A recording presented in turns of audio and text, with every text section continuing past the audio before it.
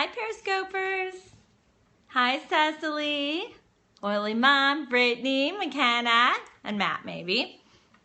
Hey, Mom 4, Neely's, Queen of Hats. Awesome. Thanks for joining. I thought I'd go ahead and just come on a minute.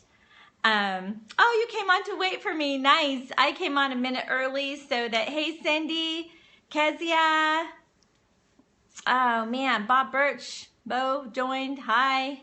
I thought I would go ahead and get on a couple minutes early to give people an opportunity. Hi, Kirkman, 1414. Hi, Tracy. Sonderella. Oh, that's clever. Cute. Sonderella. I like that. Hi, everybody. Awesome. People are joining. Oh, from Atlantic Beach. Hi, Lena.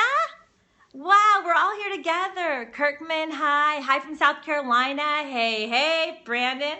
Right here from the Dallas-Fort Worth area. I'm live from my office in Grapevine, Texas. Where are you guys from? I just slipped on butter, but my kids spilled. That's hilarious. Okay, from Hearst. Awesome. Oh, good. The girls are, hey, girls. Hi, Sophia and Isabella, and hopefully Brielle, too. And Liam's around there somewhere, I'm sure. Hi, everybody. Hi, from McKinney. Hi, oh, it's Sandy, for real? Cute. Hey, Sandy. We're in the grandparenting stage of life. That's so fun. I'm loving that. Awesome. Thank you, guys. Sandy from Pennsylvania and then also from Massachusetts.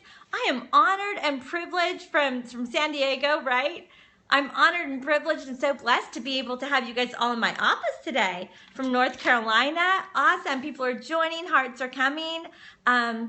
Y'all, I'm so excited to just speak into your life today. My name is Trina Titus Lozano, and I am a counselor, and I'm a teacher, and also an ordained Christian minister. And oh, Sandy, you've been watching. I'm so excited. Well, good. Keep commenting. And if you want to share it with people that you know, if you swipe right with your iPhone and then swipe up and down, while I'm live broadcasting, you can share with people. And so that would be great because I know that you are influential with a lot of people there in Pennsylvania. You like my hair? My hair is kind of different every day, but I washed it this morning, so maybe it's looking better. Oh, firefighter, thanks. I try to just do my best, right? To get up and do what I need to do every day oh, good. I'm glad you've been showing Tiffany. Awesome. Thanks for the compliments. Oh, man.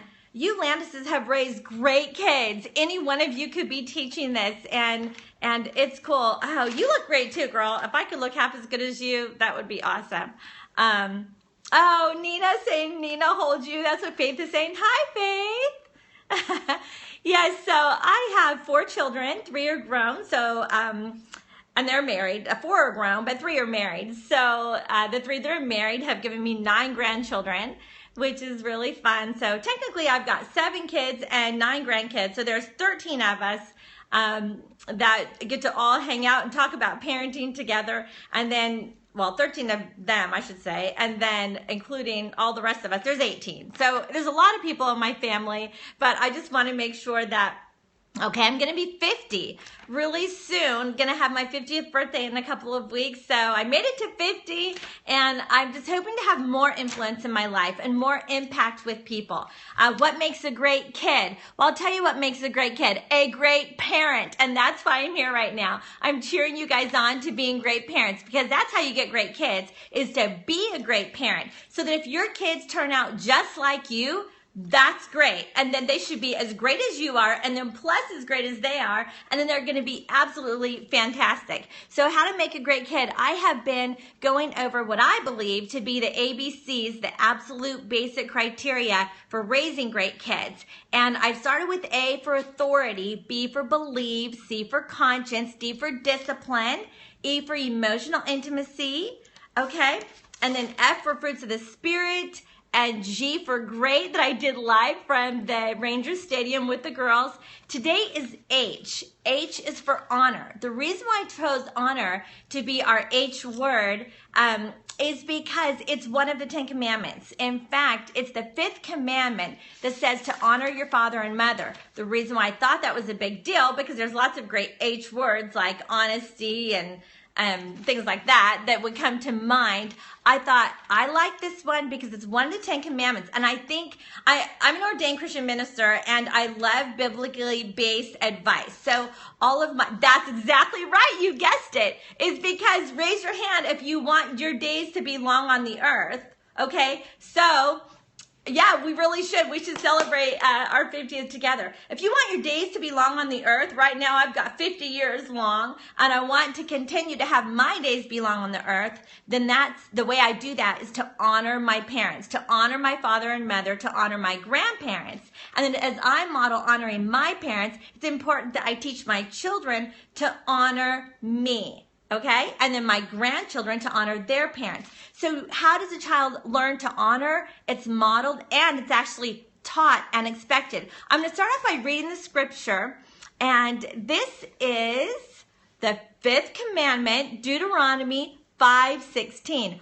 Honor your father and mother as the Lord your God has commanded you. It's a commandment, not a suggestion.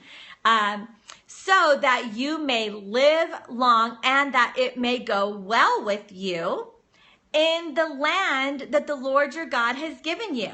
So that means your land, your neighborhood, your home, your life. So that it will go well with you, with your life and in your land, on your property, in your home. So it will go well with you. It starts with honor, and that's the commandment. Not only is it a great suggestion, but it's a great commandment.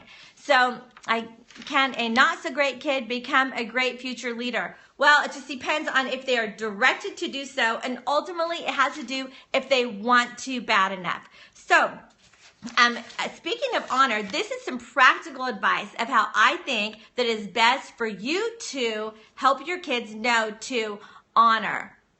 People in Paraguay are listening, even though they don't understand English. Interesting. Well, okay. All over the world, I'll take followers. However you guys want to figure out how to follow me, I'm good. That's fine. Okay, so here's some practical words. As we teach our kids to honor us, we want to say, you are not allowed to hit mommy and daddy. So if they're starting to hit you or being aggressive to you and you want to use the language, that's not right. And mommy needs to be honored. In the Bible, it says that we're to honor our parents. So you need to honor me. So you're not allowed to hit me. So I'm not going to let you do that. And there will be consequences if you do. I don't hit my parents, and you don't hit me either. Okay? You're not allowed to kick mommy and daddy. I don't kick my parents, and you're not allowed to kick me. That's not the way you treat your parents, because you have to honor them. You're not allowed to disobey. You're not allowed to scream. You're never allowed to say, I hate you. I don't say that I hate my parents, and you don't say that you hate me, because it's not true. You don't hate me. You're just mad right now. So we can talk about your emotions. Can a kid honor a criminal parent? Yes, they can, but it's different, okay? There's honoring and respecting, and it is different. But when I'm going to be an honorable person and obey this 10 commandment, that's not about them. That's about me. So it's a position that I choose to take. So even if my parents are abusive or criminals or whatever, I can choose myself to still honor them. In other words, not put them down, not make them, not focus on all of their mistakes and all the bad things. But even if I can just find one thing to honor a parent that is not so good, at least that's going to be a good example to my kid, and it's going to be obedient to the Lord in the 5th commandment, so that I will live long, and so that I can be a good example of that. Yes, this is a Christian lobby. Absolutely. I'm a Christian, and I'm an ordained Christian minister. And the reason why I'm talking about biblically based parenting is because it works. Who wouldn't want to live long? Who wouldn't want things to go well with you? So that's why I go. You got to point the children back to their sinful heart and need for a savior. Kids do need a savior, and that's important. I'm not a Baptist, but I wouldn't mind being one. That's okay too. Okay, let me just stay on the topic of honor. More practical advice, that's what I'm here to give you today. You're not allowed to slam the door. Mommy and daddies I don't slam the door, and you aren't allowed to either. That does not show honor. So you're not allowed to push mommy and daddy. You are not allowed to turn and run away or push me away when I'm trying to give you a hug and a kiss. Sometimes parents, when we're trying to give our grandkids or our children hugs and kisses, they'll want to push us away because maybe they want to be in control. But just explain to them, Mommy just wants to give you a hug and I just want to give you a kiss. You don't need to push me away. I think I'm the only 15-year-old here. Yeah, if you're a 15-year-old, this might not be the best Periscope for you. I'm specifically talking about parenting. From a youth minister, homeschooling mom of 3. Oh, you're welcome. Okay, now before I sign off today, I'm going to give you one more really great tip, and I'm going to finish with this.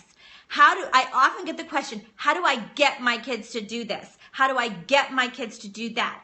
And I can give you all kinds of practical advice, but here's the bottom line, is you need to separate your goals and desires. And if you watch the replay, you might understand.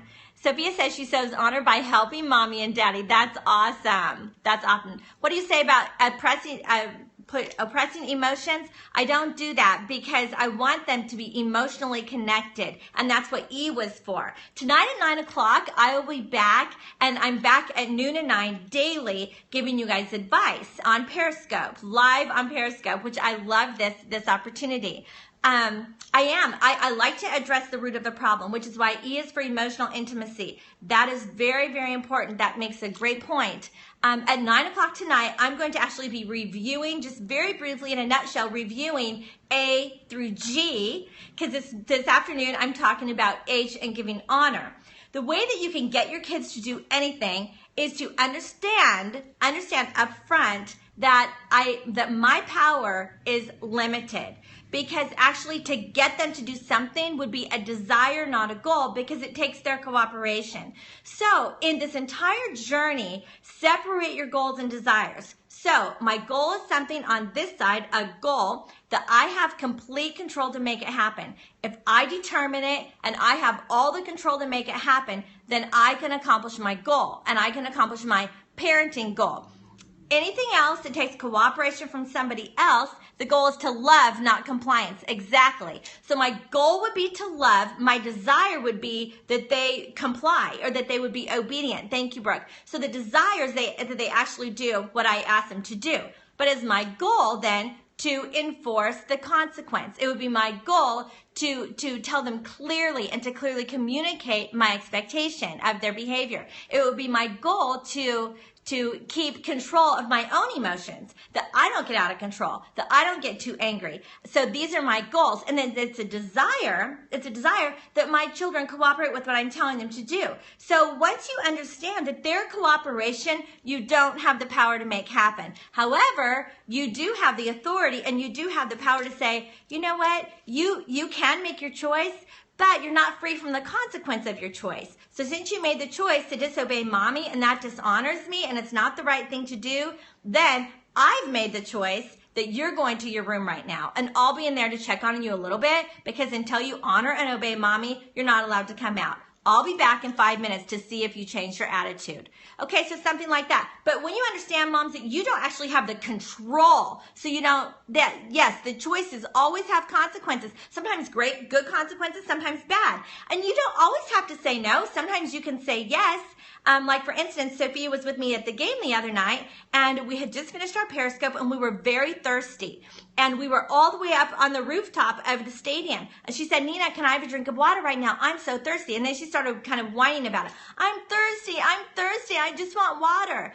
And at first I said, well, I don't want to have to carry a water bottle, or extra water bottles while we're going down very dangerous escalators, steep escalators in the stadium. So I said, initially I was thinking that I might say no. And I thought, I don't want to carry the water bottles. I need to hold your hands. And I thought, well, you know what? It's okay. I'll tell you what, Sophia, because she's a leader. She's a firstborn, aren't you, Sophia? She's a leader. She's a firstborn. I was able to say, because it's not a power struggle. Remember, I already have the authority. I just need to make a wise decision because I have more wisdom than my children have. So I can make a wise decision. So at that moment, I thought, what is the wise decision? The wise decision is, hi, Sophia, you said yes. The wise decision is, let's get one water bottle here on the top floor. We're going to share it. So we got one water bottle. So Sophia said she was so thirsty and I wanted to listen to her. Hi, Troy. So I listened to her. We got a water bottle. We all shared it. We quenched our thirst. Then we went down the stairs, down the escalators without holding water bottles. So I was still using wisdom, but I was actually able to say yes. And I had to think about it because I almost said no. But I was like, you know what? I could say yes. I'm going to say yes because it was a great idea. So don't always say no. Sometimes your kids have great ideas. Your firstborns are going to want to be leaders. They're going to want to tell you what to do. Let him tell you what to do sometimes, because if you still have the authority because you give them permission to give you a suggestion. You still have the authority because you give them the opportunity to give you a great idea, and then you can all do their idea. It's not a power struggle. That's right. So say yes as much as you can, and then make no worth something. Exactly. So now I'll tell you then a no from an example from the other night. I'm glad the girls are watching. So we went to choose a prize because we wanted to do a little bit of a shopping while we were there to make the game a little more fun. And there was all these things that they could choose from at the Rangers game. All kinds of little trinkets and gadgets and fun things with Rangers logos on it. So I told them, you can choose one thing, just one. Well, they both chose two. Oh, I like the bear and I like the keychain. Oh, I like the keychain and what else did she like? Oh, she was choosing between the keychain and the bat. And I just said, you cannot have the bat. It's too dangerous. So that's a no. And then, oh, well, I want to choose between this keychain and keychain. Can I have them both? No. Nina said no. Just choose one. So that's my goal. I clearly communicated. I kept it upbeat. I kept it positive, but it was my word. Just choose one. And you know what? They argued just that one time, but I didn't enter into the argument. I just kept repeating, just choose one. Can I have this and this? Well, I like this and this. Just choose one. And then they did. They just chose one. And then once you choose one, that's your decision. And then you take it home and everybody's happy. If your kid would start complaining or whining or complaining, then you say, you know what? If you're grateful for one, you can have one. But if one's not going to be enough, well then, I'm sorry. If you don't want to choose one, okay, you don't have to choose one, but it would just have to be one. So they would either have to change their attitude and be grateful for one. Some moms might say, okay, well, if you're going to whine, you don't get any at all. I would still say leaving one is an option. That was the deal in the first place. And then if they choose none, they could choose none, but my offer is still on the table. One is an option. Would you like one? If you need to give a time limit because they're having a hard time choosing at the store or whatever, say, okay, I'm looking at my watch, we've got 1 more minute to choose if you want something or not. You can have one thing. What will it be? And then they can make the choice and you can all celebrate together that they have made a wise choice. They have learned that. So when you set an expectation, stay consistent because it builds trust. That's right. It builds trust and it builds security. And those are your 3 core needs that we're constantly building, which is love, security, and significance. Those are the core needs that your children have. Love, security, and significance. Today we're learning to do that through teaching them to honor. So Brookie, teach your girls to honor you, that they're going to make pictures for you. They're going to make pictures for you and tell you that they love you. And you can say, you know what? I think I need another picture. Would you make mommy a picture today? And you can ask them to honor you. You can say, mommy needs a hug. Would you just honor me and give me a hug right now? I could really use a hug today. And they'll honor you. So you teach them to honor you. You model it by honoring your own parents. Tonight at 9, I will be back and I will be talking a brief capsule of A all the way through H. The ABCs, the absolute basic criteria, in my opinion, of raising awesome kids. It's a biblical foundation of parenting.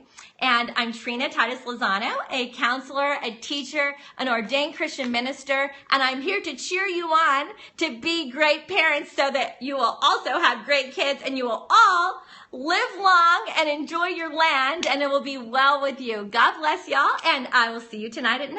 Have a great day. Bye, kids. Bye, grandkids. Nina loves you. Bye.